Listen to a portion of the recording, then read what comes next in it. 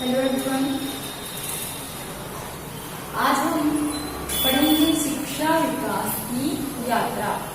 भारत के स्वतंत्र होने के पश्चात हमारे भारत देश में जो है शिक्षा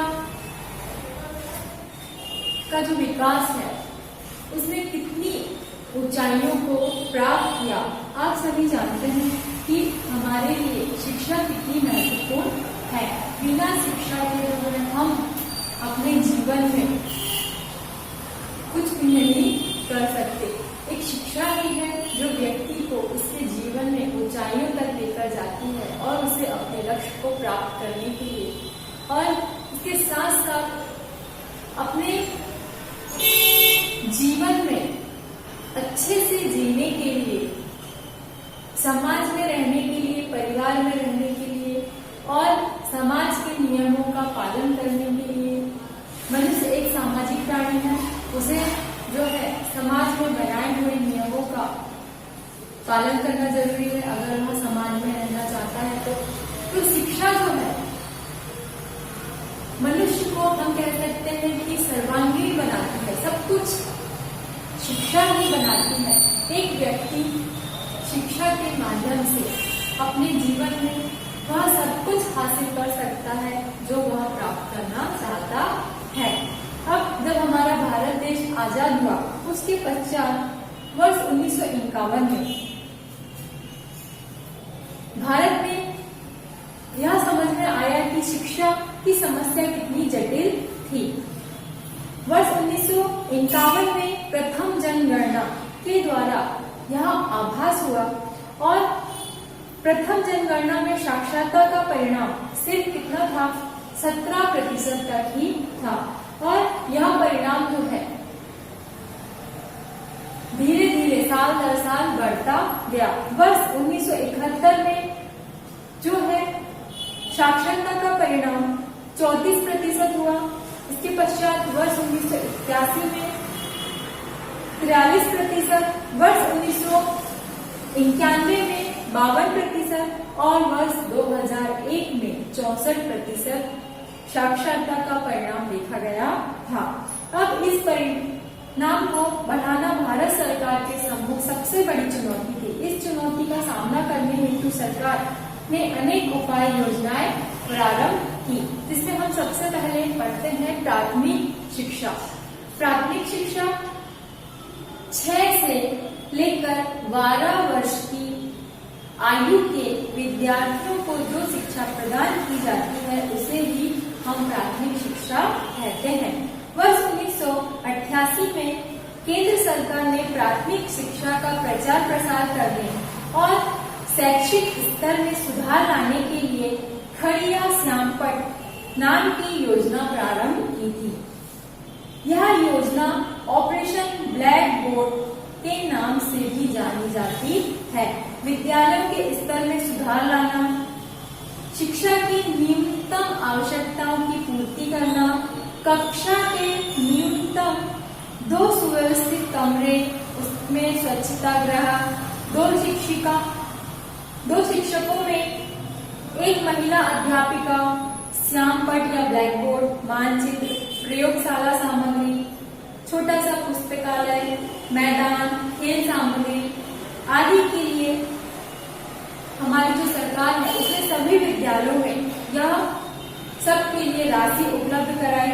इस योजना के कारण प्राथमिक शिक्षा व्यवस्था को गतिमान होने में सहायता प्राप्त हुई।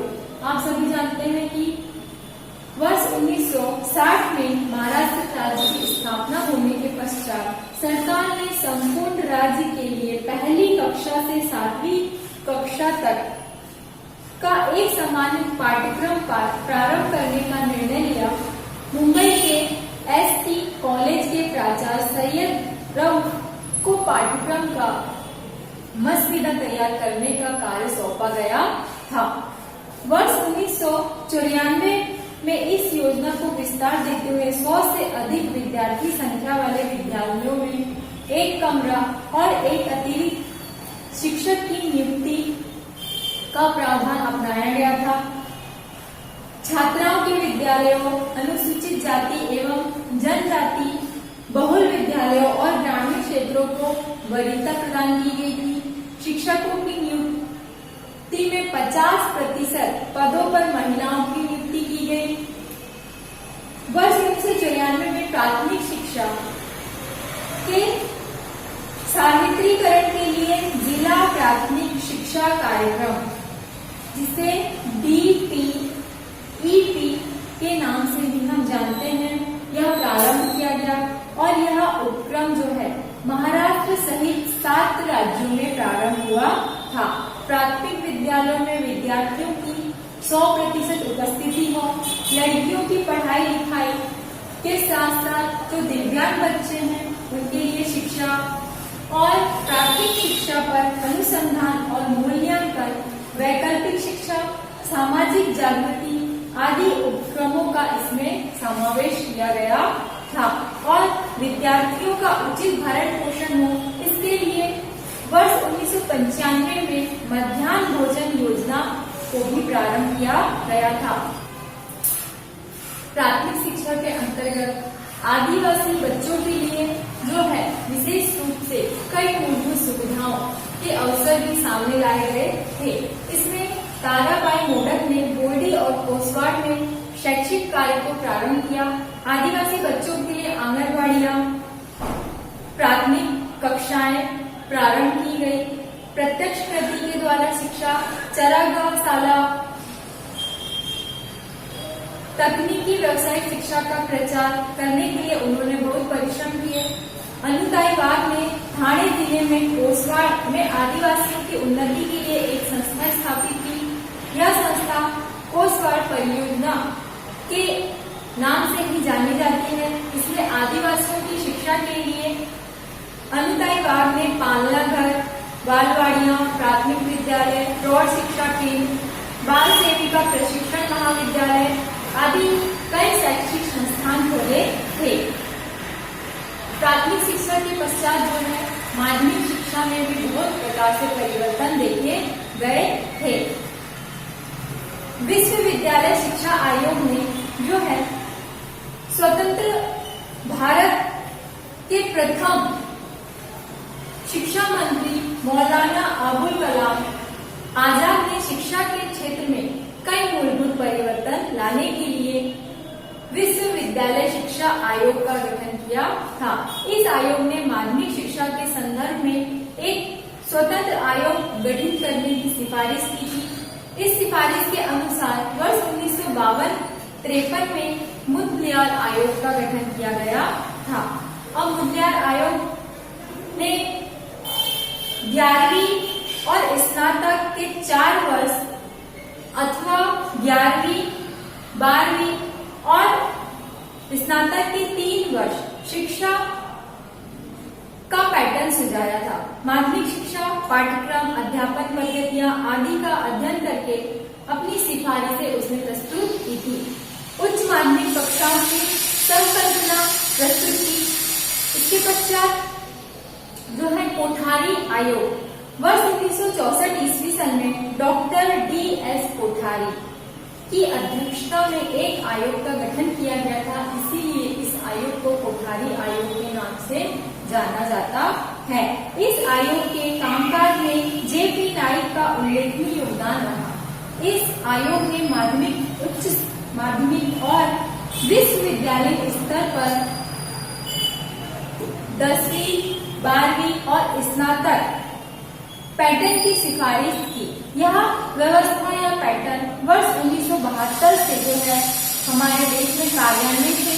कोठारी आयोग में शिक्षा की एक ही राष्ट्रीय प्रणाली हो, शिक्षा में मातृभाषा हिंदी और अंग्रेजी भाषाओं का समावेश हो, शिक्षा को समाज के निचले से निचले स्तर तक ले जाने के लिए निरंतर शिक्षा, प्रौढ़ शिक्षा, पत्राचार शिक्षा, मुक्त विश्वविद्यालय जैसे कई उपक्रम सुझाए गए थे। अनुसूचित जातियों, जनजातियों जैसे उपेक्षित वर्गों को प्राथमिकता देना, सरकारी बजट में शैक्षिक व्यय को बढ़ाना जैसी सिफारिशें प्रारंभ की गई थी।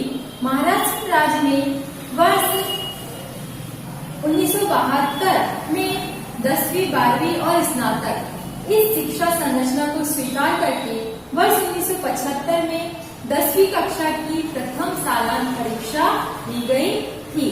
कोठारी आयोग द्वारा सुझाए गए शिक्षा के प्रमुख उद्देश्य में शिक्षा का आधुनिकीकरण करना, सामाजिक एवं राष्ट्रीय एकात्मकता लाना, लोकतंत्र का संरक्षण और संवर्धन करना, शिक्षा और उत्पादकता को बढ़ाना, सामाजिक नैतिक आध्यात्मिक मूल्यों का संवर्धन करना, यह प्रमुख जो थे शिक्षा के उद्देश्य थे।